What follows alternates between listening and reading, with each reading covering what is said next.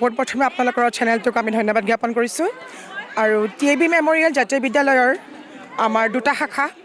দক্ষিণ গাঁও আৰু নৰ্থবমা গতিকে আমি দুইটা শাখাৰ যিখিনি আমাৰ ছাত্ৰ ছাত্ৰীসকলৰ লগত আমি একেলগ হৈ এটা ট্ৰেইনিং প্ৰগ্ৰেম এইটো আমি চাওক এতিয়া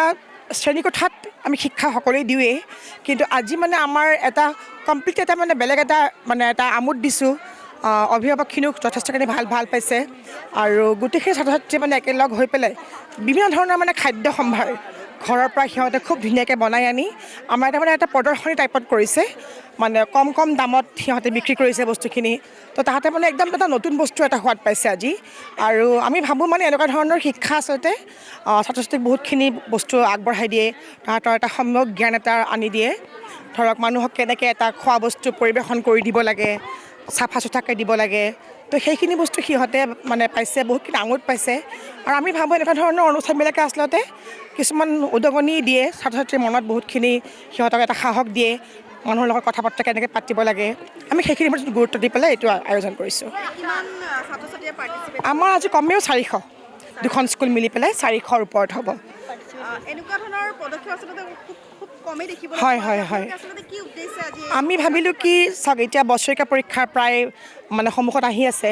আৰু বছৰৰো শেষ নতুন বছৰ আমি এতিয়া আদৰণিৰ কাৰণে প্ৰস্তুত তো ভাবিলোঁ কি ল'ৰা ছোৱালীখিনি বছৰেকীয়া পৰীক্ষাৰ ঠিক ধৰণে পঢ়া শুনাৰ এটা প্ৰেছাৰ পৰি যাব অকণমান যদি সিহঁতক আমি এতিয়া বনভোজ খুৱাব লৈ যাওঁ আমাৰ শিক্ষামূলক ভ্ৰমণ থাকে তো সেইটোতকৈ অকণমান এতিয়া বছৰেকীয়া খেল ধেমালিবিলাকতো হৈয়ে থাকে তো এইটো যদি দিওঁ মানে সিহঁতে অকণমান এটা এক্সট্ৰা এটা আমোদ পাওক যে এনেকুৱা ধৰণৰ বস্তু মানে কৰিলে সিহঁতে এটা বাহিৰৰ এটা জ্ঞান পায় আমি সেইটোৰ প্ৰতি লক্ষ্য ৰাখিছোঁ আচলতে যিহেতু আপোনাৰ কাষলৈকে আহিম যিহেতু সকলো সময়তে আপোনালোকে শিক্ষাহে দিয়ে আজি খুব সুন্দৰ এটা তেওঁলোকক শিকালে কি ক'ব এই ক্ষেত্ৰত মই ভাবিছোঁ মানে ল'ৰা ছোৱালীক শৈক্ষিক পৰিৱেশটোৰ লগতে আমাৰ বিদ্যালয়ৰ যিটো শৈক্ষিক সামগ্ৰী আছে এইখিনিক বাহিৰেও আৰু বাহিৰা অন্যান্য সিহঁতক জ্ঞান দিয়া আমাৰ যথেষ্ট দৰকাৰ হৈ পৰিছে এতিয়াৰ সময়ত গতিকে আজি ল'ৰা ছোৱালী বহুত ব্যয়বহুল মানে মানুহৰ উপাৰ্জনটো চায়ো তাহাঁতে মানে অভিভাৱকৰ কিমান কি আছে সেইটো সিহঁতে নাচায় সিহঁতৰ যিটো ডিমাণ্ড থাকে সেইটো পূৰণ কৰিবই লাগে গতিকে এনেধৰণৰ অনুষ্ঠান বা প্ৰগ্ৰামবিলাকৰ পৰা সিহঁতে কিছু এটা জ্ঞান পাব যে আমি আমাৰ ঘৰখনক সিহঁতে অন্তত বুজি পাব যে আমি কেনেকুৱা চলি আছোঁ বা আমাৰ খাদ্য সামগ্ৰীত কেনেধৰণৰ খৰচ হয় আজিৰ যেনেকুৱা মূল্যবৃদ্ধি সেই বস্তুটো সিহঁতে সাম্যক পৰিমাণে হ'লেও আজি এটা সিহঁতে জ্ঞান পাইছে আৰু ইয়াৰ পৰা মানে বিশেষকৈ মানে অভিভাৱকখিনিয়ে খুব মানে আনন্দ পাইছে আৰু সহযোগ কৰিছে তেওঁলোকৰ সহযোগটো মই ধন্যবাদ জনাইছোঁ আৰু ইমান সহযোগ কৰিছে যে প্ৰত্যেকটো খাদ্য সামগ্ৰী খাদ্যৰ আইটেম ইমান সুন্দৰভাৱে পৰিৱেশন কৰিছে যে মানে কাৰো পাত্ৰত একো থাকিয়েই নগ'ল গোটেইখিনি ধুনীয়াকৈ বিক্ৰী হৈছে এতিয়া বজাৰ ভেলুটো সিহঁতে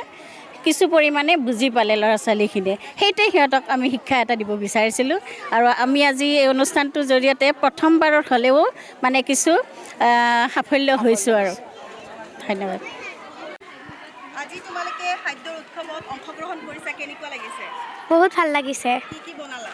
আমি পোলাও মাংস বনাইছোঁ আৰু পিঠা চিঠা বনাইছোঁ আচাৰ চব বনাইছোঁ আৰু আহিছিলে নে মানুহ আহিছিলে অঁ মই আচাৰ মোৰ পিঠা চাহ এনেকুৱাকৈ বহুত কিবা কিবি বনোৱা হৈছে যাতে আমাৰ বিক্ৰীও হৈছে বহুত মাষ্টাৰ চেফৰ এইবিলাক চব পিন্ধা হৈছে লগতে আমাৰ বহুতো কাষ্টমাৰ আহিছে আমাৰ গোটেই বিক্ৰী হৈ গৈছে ৱাজিদ আখতাৰ হ'ল ভাল লাগিছে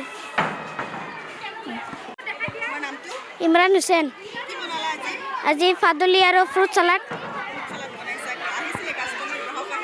অঁ 20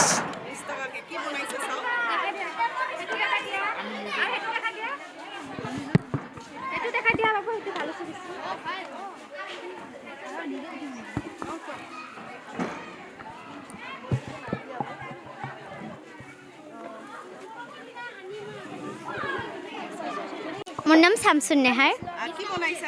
আজি মই পোলাও তাৰপিছত নানান ধৰণৰ পিঠা আৰু ক্ষীৰ বনাইছিলোঁ অঁ আমাৰ লগত সহযোগ কৰি বনাইছোঁ মোৰ লগৰ ছোৱালীয়ে সহযোগ কৰি বনাইছে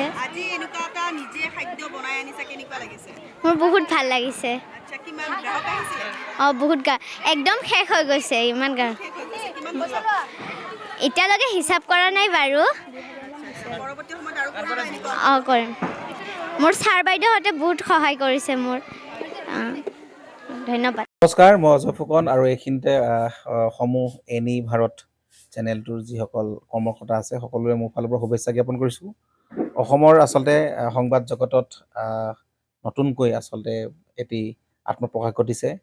আমাৰ নিউজ চেনেল এনি ভাৰত, আৰু এনি ভাৰতৰ এটা খুব ধুনীয়া এটা অনুষ্ঠান হ'বলৈ গৈ আছে। সকলোৱে জানে আমাৰ সকলোৰে মৰমৰ হাৰ্টথ্ৰব জুবিন গাৰ্গৰ গানে কি আনে, আচলতে জুবিনদাৰ সেই গীতৰ আধাৰত আমাৰ হিৰুদাই লিখা সেই গীতটি গানে কি আনে, এই গানে কি আনে নামৰ এটি তেওঁলোকে সাংগীতিক ৰিয়েলিটি শ্ব' কৰিবলৈ গৈ আছে। আৰু 15 আগষ্টৰ পৰা গোটেই আৰম্ভ হ'ব। প্ৰথম অডিশ্যন অসমৰ